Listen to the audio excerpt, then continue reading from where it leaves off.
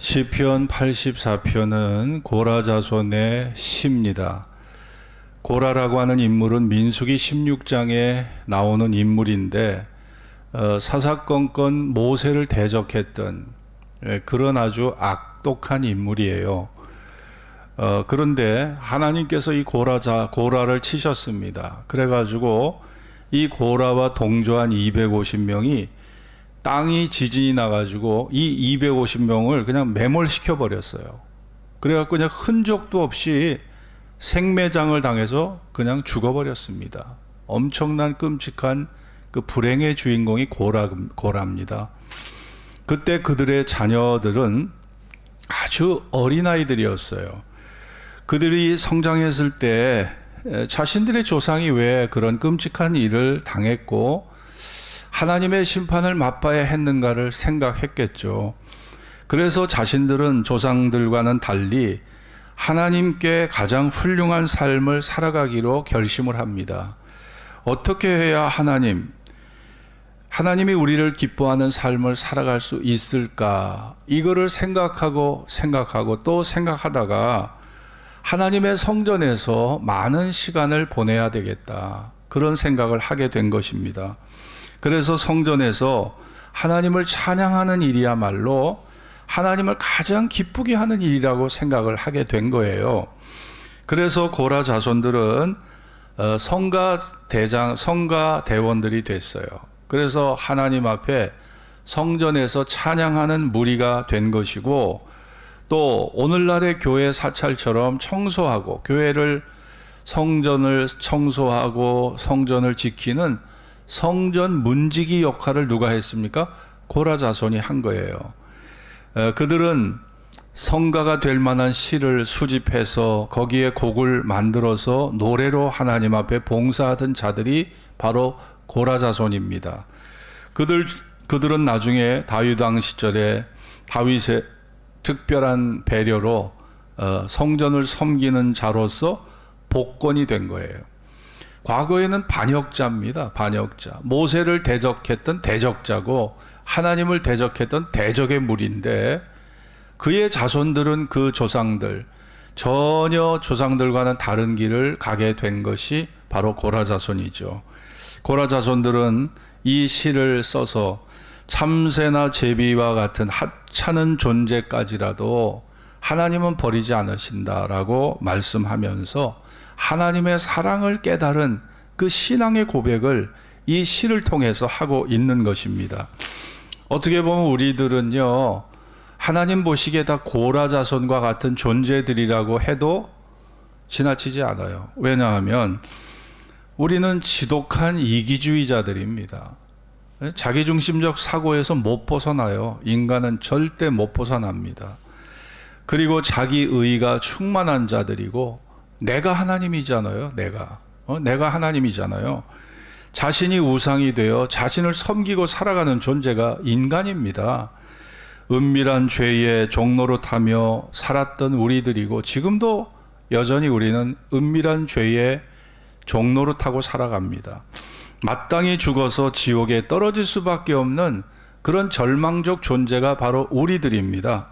하나님은 십자가의 은혜로 천국에 우리가 있을 처소를 예비해 주셨고, 우리 안에 오셔서 우리로 하여금 우리의 성전 되시는 주님을 바라보게 하셨어요. 이것이 하나님의 은혜입니다. 오늘 5절을 다 같이 읽어봅시다. 주께 시작. 주께 힘을 얻고 그 마음에 시온의 대로가 있는 자는 복이 있나이다. 자, 누가 복 있는 자입니까? 이 땅에 사는 자 중에 누가 하나님 앞에 복 받은 자인가? 마음에 시온의 대로가 있는 자가 복 받은 자라고 그렇게 여기에 말하고 있죠. 시온이라고 하는 것은 하나님이 성전이 있는 하나님의 성막, 이 당시는 성막이에요. 이 당시는 성막인데, 하나님의 성막이 있는 바로 예루살렘, 바로 시온산을 말합니다.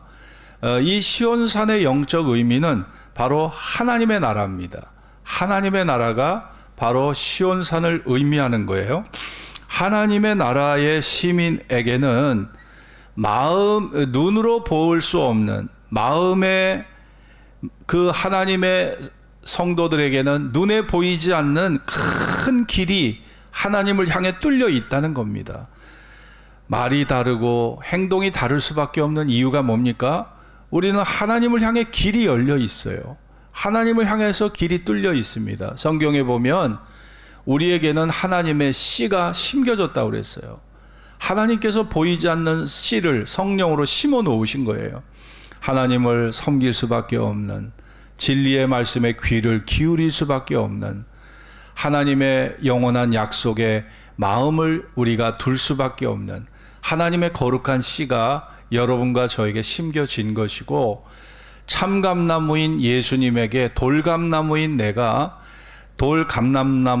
접붙임을 받은 거예요. 그러니까 우리가 주님과 연합이 되어 있는 것이죠. 여러분, 그렇습니다. 하나님을 향한 길은 믿음의 길입니다. 소망의 길입니다. 사랑의 길입니다. 시편 84편은 거룩한 성전이 있는 예루살렘을 향해서 예루살렘을 향해 떠나는 순례자들의 노래입니다. 순례자들은 언제나 하나님의 성전, 성막을 갈망하는 마음을 가지고 살았어요. 10절을 같이 읽읍시다. 10절, 주의 궁전에서 시작. 주의 궁전에서 한 날이 다른 곳에서 첫날보다 나은즉 악인의 장막의 거함보다 내 하나님 문지기로 있는 것이 좋사오니. 자, 이런 갈망의 시, 하나님의 나라, 천국 시민들의 마음이 바로 이런 마음이에요. 우리가 어려서는 어머니가 계신, 아버지가 계신 곳이 집이에요. 그렇죠? 결혼을 해서는 아내가 있고 남편이 있고 자녀가 있는 그곳이 바로 나의 집입니다. 천국을 바라보는 영원한 순례자들이 사모하는 집은 어딜까요? 하나님이 계신 성전입니다. 그리고 오늘 교회, 그것은 오늘의 교회고 바로 주님의 품이 바로 우리의 영원한 안식처, 우리의 집인 거죠. 당시 시편 기자에게 시온산에는 성막이 있었어요.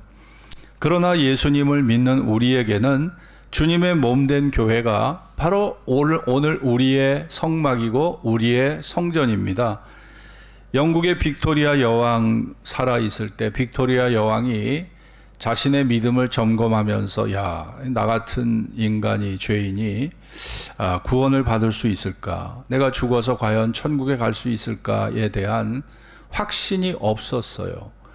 그래서 왕실교회 목사님에게 문의를 드렸습니다. 목사님, 우리가 구원받은 것을 확실히 알 수 있나요? 물어봤어요. 그때 이 왕실교회 목사님이 빅토리아 여왕에게, 여왕님, 죄송하지만 그것은 아무도 알 수가 없습니다. 우리가 죽어봐야 알고 하나님 앞에 서봐야 아는 것입니다. 라고 그렇게 얘기를 했어요. 여왕은 그 말에 매우 낙심이 되었습니다. 어떻게 하면 내가 구원받은 것을 알 수 있을까 고민하던 중에 그 여왕께서 그런 고민에, 신앙의 회의감에 빠져서 고민을 하고 있다는 소식을 다른 목사님이 듣고 여왕님께 편지를 드렸습니다. 여왕이시여, 우리가 구원받은 것은 분명히 알 수가 있습니다. 요한일서 5장을 보십시오. 이렇게 편지를 간략하게 메모 형식으로 띄웠어요. 요한일서 5장 11절에 보면 또 증거는 이것이니 하나님이 우리에게 영생을 주신 것과 이 생명이 그의 아들 안에 있는 것이니라. 아들이 있는 자에게는 생명이 있고 하나님의 아들이 없는 자에게는 생명이 없느니라. 내가 하나님의 아들의 이름을 믿는 너희에게 이것을 쓴 것은 너희에게 영생이 있음을 알게 하려 함이라. 빅토리아 여왕께서 이 말을 읽는 순간에 자신도 구원받았다는 사실을 확신하게 됐어요. 비록 여왕이라도 사실은 진리를 깨닫게 될 때 비로소 마음의 평안과 안식과 자유를 얻게 되는 것입니다. 시온의 대로라고 하는 것은 이처럼 하나님을 향한 마음입니다. 하나님을 향한 믿음의 마음이고 소망의 마음입니다. 시온의 대로라는 것은 히브리 말로, 히브리 원문으로 보면 메실라라고 되어 있어요. 메실라. 따라해 봅시다. 메실라. 이 메실라라는 말이 원어적으로 보면 쌓아 올리다, 쌓아 올리다라는 뜻의 쌀날에서 이게 유래된 말이에요. 메실라가 쌓아 올리는 거. 그러니까 하나님을 향한 시온의 대로는요, 자연스럽게 열려진 길이 아니라는 거예요. 자연스러운 길이 아니라 이게 인공적인 길이라는 겁니다. 그러니까 쌓아 올리다, 사람이 노력해서 수고해서 쌓아 올리는 길이라는 거예요. 그러니까 인공적으로 만드는 길을 말합니다. 마음의 시온의 대로라는 것은 거저 얻어지는 것이 아니라는 거예요. 시간의 투자, 나의 정성과 노력, 믿음의 헌신, 사랑의 실천, 그리고 희생이 모아져서 우리의 땀과 눈물이 모아져서 시온의 대로가 열려진다는 거예요. 자연스러운 길이 아니라 인공적인 길입니다. 이 쌀날이라는 말이 그것을 말해주고 있어요. 그러니까 예수 그리스도를 영접하면 누구나 하나님의 자녀가 되지만, 그러나 시온으로 가는 길, 하나님을 향해 나아가는 길에는 우리의 노력과 정성과 수고와 희생이 따라줄 수밖에 없는 거예요. 그것이 모아져서 하나님 앞에 우리가 각자가 나타나는 것입니다. 그런데 우리가 예수를 믿는다고 해도 우리가 주일날 겨우 한 번씩 교회를 오잖아요. 그러다 보니까 주님을 향한 길, 천국으로 향한 길은 어떻게 보면 잡초가 무성한 길이 되어버렸어요. 길이 잘 눈앞에 보이지 않을 정도로 잡초가 너무 무성한 거예요. 어디가 길인지 알 수 없을 정도로 잡초가 무성한 상태가 되어버렸고, 어떤 사람은 그 잡초 덤불 속에서 아예 길을 잃어버린 사람도 나타납니다. 여러분, 우리가 세상에 거하면서 세상에 머무는 동안에 세상이 주는 광채에 우리가 정신을 팔리다 보면 나도 모르게 무질서와 혼돈 속에 내가 빠져버립니다. 영적인 방황을 하게 된다니까요. 생각이 태만해집니다. 안일해집니다.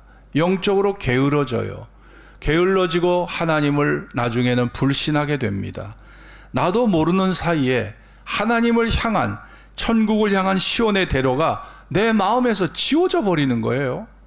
여러분, 시온의 대로는 그냥 얻어지는 게 아닙니다. 매 순간 주님을 따라서 믿음의 결단을 해야 되는 것이고 순종의 결단을 해야 되는 거예요. 노력과 땀과 눈물로 세워지는 길이 바로 시온의 대로입니다. 하나님을 성전을 향해 순례자들이 순탄히 시온에 이르는 것이 아닙니다. 이 본문을 보면 눈물 골짜기를 통과하게 되어 있어요. 시온의 대로로 가기 위해서는 반드시 눈물의 골짜기를 통과합니다. 자, 오늘 이 본문을 같이 읽겠습니다. 본문 보면, 자, 6절을 같이 읽어보실까요? 저희는 시작. 저희는 눈물 골짜기로 통행할 때에 그곳으로 많은 샘의 곳이 되게 하며 이른 비도 은택을 내가 예수를 잘 믿고 하나님의 뜻대로 살기를 원하지만 눈물의 골짜기를 내가 통과해야 합니다. 사고와 질병과 마음의 시험과 외부적인 방해와 회유와 외부적인 핍박이 다가옵니다. 여러분, 우리가 그때마다 하나님에게 힘을 얻어야 돼요. 하나님의 도움을 받고 때를 따라 돕는 은혜를 받지 않고는 시온의 대로로 나아갈 수가 없는 것입니다. 저희는 힘을 얻고 더 나아가 시온에서 하나님을 하나님 앞에 각기 나타나리이다. 자, 어떤 길을 만들었느냐, 어떻게 믿음을 쌓아왔느냐에 따라서 하나님 앞에 각기 나타난다고 그랬어요. 각자의 분량이 다르다는 거예요. 믿음의 분량이 다른 거예요. 각자에게 주시는 하나님의 주시는 영광이 다르다는 겁니다. 그러니까 정말 우리가 어떤 길을 시온의 대로를 닦았느냐, 어떤 길을 닦았느냐에 따라서 하나님 앞에 각기 나타나는 거예요. 각자의 믿음의 분량과 하나님이 주시는 영광이 각기 다르다는 것입니다. 성경학자 중에는 이 시편 84편의 원작자가 다윗이라고 보는 견해가 있습니다. 다윗이 남긴 시에 곡을 붙여서 고라 자손들이 합창곡을 만들어 불렀다는 그런 말씀이죠. 그 뜻을 따라서 이 성경을 다시 해석해 본다면, 자, 다윗이 어떤 시기에 이 글을 남겼을까? 그의 생애의 가장 괴로운 시간이 도대체 언제였을까? 구약 성경 사무엘하 15장을 보면 다윗의 생애 속에 가장 치욕적인 절망의 때가 그에게 다가옵니다. 그야말로 눈물의 골짜기. 자기가 가장 사랑했던 아들 압살롬과 자기가 가장 신뢰했던 비서실장 아히도벨에게 배신을 당하는 엄청난 눈물의 골짜기를 겪어야 되는 사건이 나옵니다. 압살롬의 반역은 다윗의 아들이 10명인데 자연히 그 10명의 아들들이 왕권 다툼을 안 할 수가 없었겠죠. 그들 아들 중에서 가장 야심이 큰 아들이 바로 압살롬이었습니다. 가만히 상황을 돌아보니까 아들이 보니까 아무래도 아버지가 자기에게 왕권을 물려줄 것 같지 않고 실제로 다윗은 본처 소생이 아닌 첩의 자식 바로 솔로몬에게 왕권을 계승했잖아요. 압살롬은 아버지가 솔로몬에게 왕권을 물려주기 전에 내가 그 왕권을 차지해야 되겠다는 생각을 하고 구테타를 일으켰습니다. 그래서 헤브론에다가 임시 정부를 세웠어요. 군대를 이끌고 아버지가 있는 예루살렘 궁중을 습격합니다. 다윗이 가장 사랑했던 아들이 구테타를 일으켜서 혁명군이 된 거예요. 예루살렘 거리는 삽시간에 소문이 퍼졌습니다. 이제 다윗의 시대가 지나가고 이제 압살롬의 시대가 왔다는 거죠. 그에게 붙지 않으면, 압살롬에게 붙지 않으면 살아남기 어렵다는 소문이 쫙 퍼지게 됩니다. 지금까지 왕의 정책 자문으로 최고의 실제적 힘이 되어 주었던 아히도벨 비서실장이 다윗을 배반하고 압살롬에게 가버렸어요. 압살롬의 편이 되었습니다. 그리고 압살롬에게 협조를 해서 자기의 살 길을 재빠르게 찾는 바람에 다윗은 절망을 겪게 되는 것이죠. 꼼짝없이 다윗은 아들에게나 신복에게 죽임을 당할 수밖에 없는 그런 절망적 상황에 놓이게 된 것입니다. 그래서 그는 할 수 없이 야밤에 도주할 수밖에 없는 상황에 놓이게 되죠. 사무엘하 15장 13절에 보면 전령이 다윗에게 와서 말하되 이스라엘의 인심이 다 압살롬에게 돌아갔나이다 한지라. 14절에 보면 다윗이 예루살렘에 함께 있는 그의 모든 신하들에게 이르되 일어나 도망하자. 그렇지 아니하면 우리 중 한 사람도 압살롬에게 피하지 못하리니 빨리 가자. 두렵건대 그가 우리를 급히 따라와 우리를 해하고 칼날로 성읍을 칠까 하노라. 아들의 칼에 맞아 죽어 나갈 형편이 돼버린 거예요. 참 이게 얼마나 망신스럽습니까? 사무엘하 15장 30절에 보면 다윗이 감람산 길로 올라갈 때에 머리를 가리우고 맨발로 울며 행하고 저와 함께 가는 모든 백성들도 각기 그 머리를 가리우고 울며 올라가니라. 다윗이 올리브 나무 열매를 따는 농부가 아닙니다. 왕이에요, 왕. 지금 왕의 자존심, 왕의 체면이 어떻게 됐습니까? 땅바닥에 완전히 추락한 존재가 되어버렸어요. 아들의 칼날을 피해서 도망다니는 신세가 도망자가 돼버린 거예요. 창피하니까 얼굴을 가린 겁니다. 아, 저 사람이 다윗이잖아. 아니, 다윗이 왜 저 모양이 됐어? 신발도 신지 못했어요. 얼마나 황급했으면 신발도 챙기지 못하고 도망을 했겠습니까? 그만큼 죽음의 위기가 다윗에게 몰아닥친 거예요. 이 순간이 다윗에게는요 가장 괴롭고 치욕적인 순간이었죠. 아들의 칼날을 피해 도망가는 도망자의 신세가 되다니, 참 이것이 다윗이 겪었던 일입니다. 그런데 다윗의 위대한 점이 있다면 그런 극한 환경에서도, 상황 속에서도 하나님을 절대로 원망하지 않았다는 거예요. 하나님께 불평하지 않았다는 겁니다. 그리고 그런 순간에도, 위기의 순간에도 하나님을 의지하고 하나님을 찾았다는 것이죠. 자, 이것이 다윗의 위대함입니다. 우리가 살다가 어려운 일 당해보세요. 나도 모르게 막 원망과 불평이 막 쏟아져 나옵니다. 하나님은 나를 사랑하신다고 그러는데 이게 하나님이 나를 사랑하는 증거입니까? 이게 내가 그동안 수고하고 하나님 교회를 섬겼던 그 보상입니까? 우리가요, 정말 나에게 어려움이 다가오고 내가 원치 않는 질고와 사건과 사고에 내가 시달리게 되면 나도 모르게 원망과 불평이 막 쏟아져 나오고 불신의 길로 가버리려고 하는 것이 인간의 악한 마음이에요. 그런데 다윗은 이런 위기의 속에서도 그러지 않았다는 겁니다. 하나님을 바라보면서 끝까지 하나님을 신뢰했던 것이 바로 다윗의 마음이고 믿음이었어요. 그리고 압살롬에게 배신을 당하다 보니, 아히도벨에게 배신을 당하다 보니까, 자, 믿을 사람은, 믿을 대상은 하나님밖에 없다라는 사실을 다윗이 도망다니면서 깨달은 거예요. 여러분, 그렇습니다. 세상에 믿을 사람이 있습니까? 세상에 믿을 사람이 도대체 누구예요? 여러분, 세상에 믿을 사람 없어요. 하나님밖에 믿을 대상이 없는 겁니다. 다윗이 도망하면서 겪은 게 뭐예요? 믿을 사람이 없다는 거예요. 믿을 대상이 없다는 것입니다. 하나님 밖에는 믿을 대상이 없다는 사실을 알게 된 거죠. 다윗이 시편 84편을 지을 때 가장 슬픈 조건 속에서 이 글을 썼다고 하는 거죠. 왕권이 아들에게 빼앗긴 것이 슬픔이었을까요? 궁중에 화려한 시간을 보냈던 것이 그에게 큰 상실감이었을까요? 그것이 아닙니다. 그에게 가장 슬픈 것은 하나님의 성전을 상실한, 하나님의 성막을 가까이 하지 못하는 상실감, 그것을 그는 고백하고 있는 것입니다. 시편 84편 노래는 고라 자손이 다윗의 시에 곡을 붙여서 만든 그런 곡이라고 성경학자들은 말하고 있습니다. 예루살렘을 향해 올라오다가 성전에 거의 도착하면 성전뜰에서 성전을 바라보고 불렀던 노래가 바로 시편 84편이었던 거예요. 성전을 바라보면서 만군의 여호와여, 주의 장막이 어찌 그리 사랑스러운지요, 주의 장막이 어찌 그리 아름다운지요. 여러분, 이런 표현을 쓰고 있잖아요. 다윗이 그리워했던 것은 바로 성막.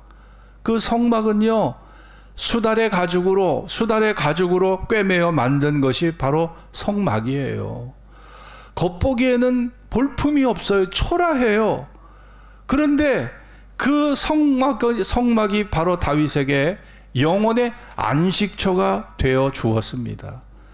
그 성막에서 하나님과 만나고, 그 성막에서 하나님과 교제하고, 그 성막에서 하나님의 품에 안겨서 그분의 사랑을 느끼고 세상에서 얻지 못하는 영적 안식과 평안을 경험하면서 살아갈 수 있기 때문에 하나님의 성전을 사모했던 것입니다. 여러분, 영적으로 세계의 흐름을 평가하는 목회자들이 가끔 예언자적 소리를 말하고 있긴 있는데, 21세기는 온 세계가 다시 보수주의, 영적 회복이 가능한 시기가 될 것이라고 예언을 합니다. 왜냐하면 20세기, 지나간 20세기, 1900년대죠. 20세기는 인류가 갈 때까지 가버렸다는 거예요. 1차 세계대전, 2차 세계대전을 겪으면서 너무나 많은 피를 흘렸잖아요. 1차 세계대전 때 1000만 명 이상이 죽었습니다. 2차 세계대전 때 4,500만이 죽었어요. 4,500만 명이 죽었습니다. 도덕적으로도 가장 타락한 시기가 20세기입니다. 인간이 하고 싶은 것을 다 행해도 좋다고 하는 자유의 시대를 살았지만, 거기서 얻어진 것이 뭡니까? 거기서 얻어진 것이 허무의 허무와 절망입니다. 그렇게 전쟁을 많이 치렀지만 무엇을 얻었습니까? 도시가 다 파괴되고 사람들이 다 죽은 것밖에 없어요. 독일과 이탈리아, 일본, 그렇게 많은 침략을 했지만은 영토를 많이 확장했다고 생각했지만 전쟁 통해서 남은 것은 오히려 자신들의 나라가 분열되고 자신들의 영토를 오히려 빼앗기게 된 거예요. 네? 여러분, 지금 북해도 그 이후에 북해도 북쪽에 있는 섬들이 원래가 쿠릴 열도가 일본 땅이었거든요. 2차 대전 치르면서 태평양 전쟁에 지면서 그 쿠릴 열도에 있는 많은 섬들 다 뺏겼어요. 러시아가 그 섬을 다 점령했거든요. 아직도 주질 않아요. 아직도 주질 않아요. 오히려 전쟁 치러가지고 영토를 확장한 것이 아니라 자신들의 영토를 4개 섬을 빼앗겼다니까요. 그거 지금 반환받으려고 하는데 쉽지 않습니다. 여러분, 전쟁으로 남은 것 뭐냐? 파괴와 희생, 상실감과 죄책감, 절망밖에 없었던 거예요. 독일의 정치인들이 유럽의 다른 나라를 가면 언제나 전쟁 기념관에 가서 무릎을 꿇고 지금도 용서를 빕니다. 여러분, 향락을 위해서 어떤 것도 막지 않았지만 결론은 가정 문화를 파괴하고 가정을 파괴하는 문화밖에 남지 않았어요. 이혼과 엄청난 파괴만이 남는 것이죠. 갈 때까지 가면, 인간이 더 갈 데가 없을 정도로 갈 때까지 가면 남는 게 뭡니까? 허무와 공허와 절망밖에 없어요. 이게 20세기가 남긴 우리의 교훈입니다. 결론입니다. 하나님을 떠난 인간사의 결론이 바로 그런 거 아니겠습니까? 나라도 기업도 가정도 개인도 예외일 수가 없어요. 하나님이 쳐놓은 그물, 거기에서 우리는 빠져나갈 수가 없습니다.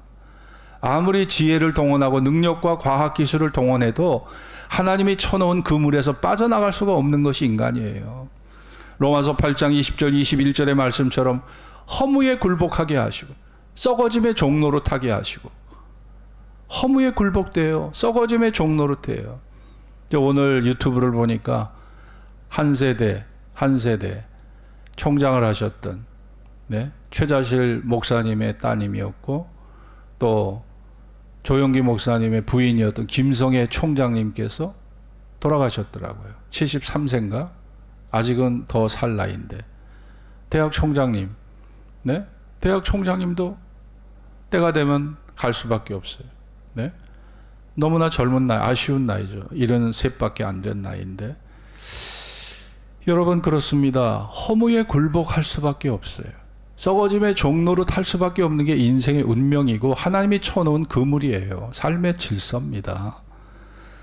왜 주의 궁전의 한날이 다른 곳에서 첫날보다 낫습니까? 바로 거기에 진리가 있고 참된 영혼을 살게 하는 약속이 있고 하나님을 바라봄으로써 세상에서 얻을 수 없는 안식과 기쁨과 참된 사랑이 있고 내가 신뢰할 진정한 나의 신뢰의 대상이 내 눈에 보여지고 내 마음에 믿어지기 때문에 악인의 장막의 첫날을 거함보다 내 하나님 문지기로 있는 것이 더 좋다는 것입니다. 그렇습니다. 오늘 다윗은 하나님, 제가 다 세상 것 다 잃어버려도 좋습니다. 내 하나님 성막에 문지기로만 있게 해 주십시오. 내 하나님 성전에 문지기로만 있게 해달라. 이것이 다윗의 꿈이고 다윗의 열망이었어요. 그렇습니다. 하나님께서 다윗을 귀하게 보신 것은 다윗이 결코 깨끗하고 정결한 사람이었기 때문이 아닙니다. 그도 살인자요, 간음자요, 그도 하나님 앞에 수없는 전쟁에서 피를 흘린 그런 폭군의 모습을 갖고 있어요. 수없는 피가 그의 손에 묻어 있는 거예요. 그러나 하나님이 다윗을 귀하게 보신 것은 바로 다윗이 하나님을 끝까지 신뢰하고 하나님을 끝까지 사랑하고 끝까지 믿었기 때문에 하나님은 이 다윗의 자손으로 메시아 예수 그리스도가 이 땅에 오게 하셨습니다. 다윗에게 그런 영광을 주신 것입니다. 사랑하는 성도 여러분, 시편 84편이 우리에게 주는 영적 교훈이 무엇일까요? 세상이 아무리 화려하고 좋다고 해도 인간을 살리고 인간에게 참 평안과 소망과 안식과 자유와 구원을 베푸는 곳은 하나님의 품, 하나님의 교회라는 사실입니다.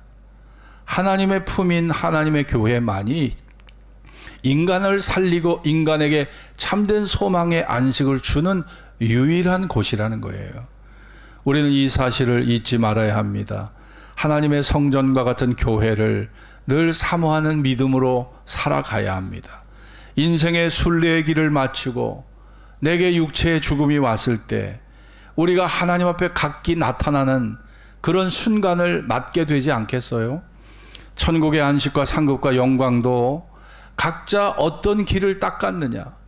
여러분의 마음에 어떤 시온의 대로가 닦여져 있나요? 하나님을 향해 나아가는 길, 저 천국을 향해서 나아가는 시온의 대로가 여러분의 마음에 얼마만큼 닦여져 있습니까? 여러분이 하나님 앞에 땀과 눈물과 그리고 수고와 헌신을 얼마나 드렸느냐에 따라 각기 하나님 앞에 나타나게 될 것입니다. 각기 나타나게 될 거예요. 각자 각자에게 다 결과가 다르고 열매가 다르고 하나님 앞에 주어질 보상과 상급이 다르다는 이 사실을 우리는 기억하면서 우리가 늘 시온의 대로를 향해서 나아가는 이런 축복의 역사가 있어지기를 주의 이름으로 축원합니다. 기도하겠습니다. 오늘 주신 말씀을 기억하면서 여러분의 마음에는 시온의 대로가 닦여져 있나요? 그렇습니다. 하나님을 향한 마음이 시온의 대로입니다. 저 천국을 사모하는 믿음이 시온의 대로입니다.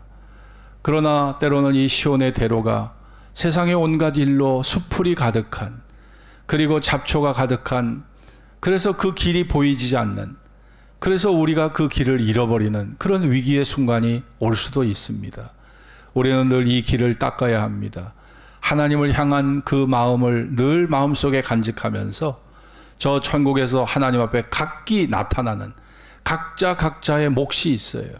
내가 얼마나 주님을 위해 눈물과 땀과 수고와 희생과 헌신으로 살았느냐에 따라서 그 결과물이 다르고 영광이 다르다는 사실을 기억하면서 우리의 믿음을 잘 지키고 아름답게 세워가는 여러분과 제가 될 수 있기를 기도합시다. 다 같이 합심으로 기도하겠습니다.